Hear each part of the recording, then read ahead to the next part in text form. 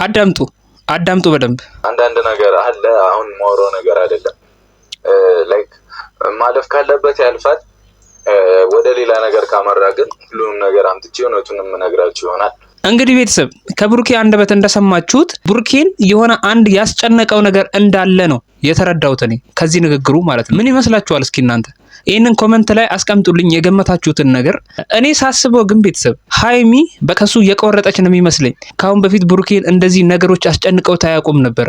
እማይሆን ዲፕሬሽን ውስጥና እማይሆን ድብርት ውስጥ እየገባ ያለው ብሩኬ ካሁን በፊት እኮ ከሃይሚ ጋር ሲጣላ ኖርማል ነበር። ይጣላሉ፣ በተወሰነ ጊዜ ይታረቃሉ ወዲያው ምናምን።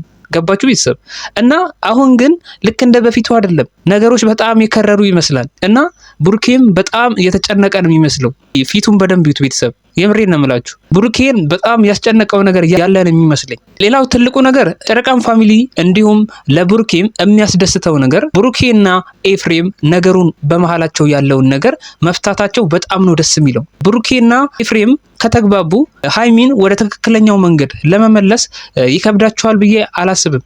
ምክንያቱም ኤፍሬምም ግፊት ያደርግባታል፣ ብሩኬም ግፊት ያደርግባታል። ገባችሁ? ጫና ሲያደርጉባት ወደ ብሩኬ መመለሷ አይቀርም፣ አሳምነዋት ማለት ነው። በብሩኬና በኤፍሬም መሃል የተፈጠረው ነገር በሙሉ ለበጎ ነው።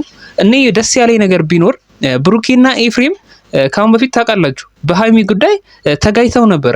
ያንን ሁላ ነገር ትተው ልክ እንደ ወንድ በቃ ረስተውት ወደ ሰላም ተመልሰው ብሩኬ ለሃይሚ እንደሚያስፈልጋት ኤፍሬም ስለተረዳ በጣም ነው ደስ የሚለው። ኤፍሬም ይህን ውሳኔ ሊወስን የቻለበት ምክንያት ብሩኬ ለሃይሚ ምን ያህል አስፈላጊ ሰው መሆኑን ስለተረዳ ይመስለኛል። ሃይሚንም ብሩኬ ጋር ያመጣት ኤፍሬም ሲመስለኝ ማለት ነው ቤተሰብ። እና ይሄ በጣም ትልቅ ነገር ነው። ምክንያቱም ለብሩኬና ለሃይሚ ሰላማዊ ህይወት ይሄ በጣም ትልቅ ነገር ነው። ገባችሁ ቤተሰብ? ምክንያቱም ቤተሰብ የጠላው ነገር ከቤተሰባችሁ አንድ ሰው የእናንተን ግንኙነት ከጠላው ጥሩ አይመጣም። ገባችሁ? በእናንተ በኩል ያለው ቤተሰብ ነገሮችን የማበላሸት እድል አለው። ገባችሁ? ስለዚህ ያ ሰው ግን የእናንተን ግንኙነት ከወደደው ከተመቸው የእናንተ እርስ በርስ መፈላለግ አስፈላጊነቱ ከታየው በጣም ደስ የሚል ነገር ነው።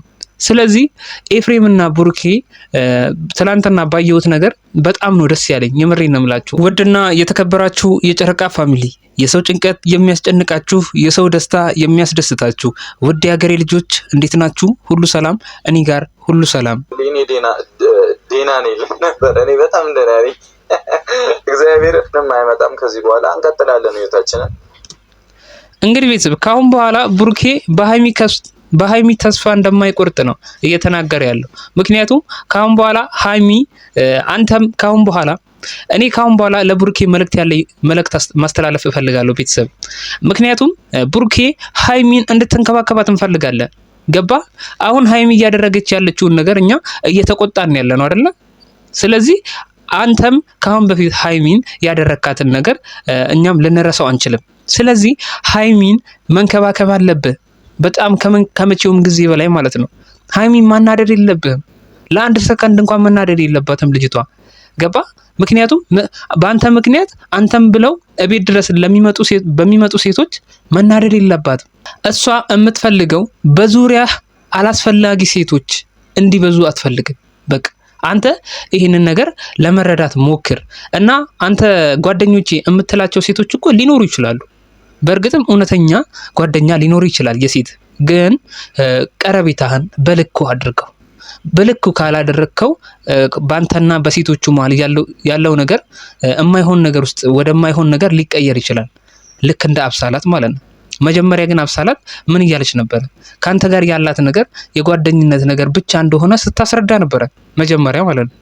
ግን ሃይሚ ጓ ስትል፣ ሃይሚ ዘራፍ ስትል በውስጧ ያለውን ትክክለኛ ላንተ ያላትን ስሜት ተናግራለች በመጨረሻም ማለት ነው።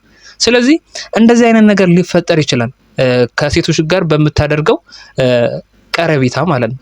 እና እነዚህን ነገሮች ለማስተካከል ሞክር። ሁሉንም ነገር በአግባቡ ለማድረግ ሞክር። በቃ ርቀትህን መጠበቅ አለብህ። ገባ? ምክንያቱም ልክ በቃ በደንብ አቅርባቸው። ፍቅር እኮ በመላመድ ነው የሚመጣው።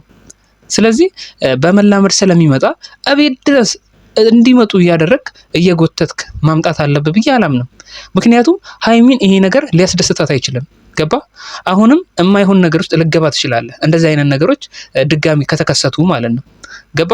እኛም እንደዚህ ሀይሚ ወደ ትክክለኛው መንገድ እንድትመለስ ካንተ ጋር ከጎንህ ነበርን። በጣም እየለፈለፍን ነበር አይደል እንዴ? በየቪዲዮ በቃ ሀይሚ እንዲያርጊ እያደረግሽ ያለሽው ነገር ልክ አይደለም፣ ወደ ቡርኪ ተመለሺ እያልን እኛም ካንተ ጎን ነበርን፣ በተቻለን አቅም በቪዲዮ እየመጣም ማለት ነው። ስለዚህ እኛም እንዳንደክምብህ ቡርኪ፣ አንተም እንዳትደክም ሀይሚን በአግባቡ መንከባከብ አለብህ ካሁን በኋላ። ገባ?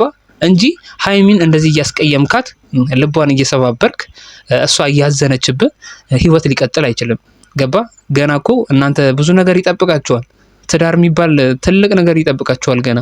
እና ትዳር ውስጥ ደግሞ እንደዚህ እንዳሁኑ አንተ እሷን እያባረር እሷ አንተን እያባረረች ልትኖሩ አትችሉም። በሌላ ቪዲዮ ማታ እንገናኛለን። ቻው።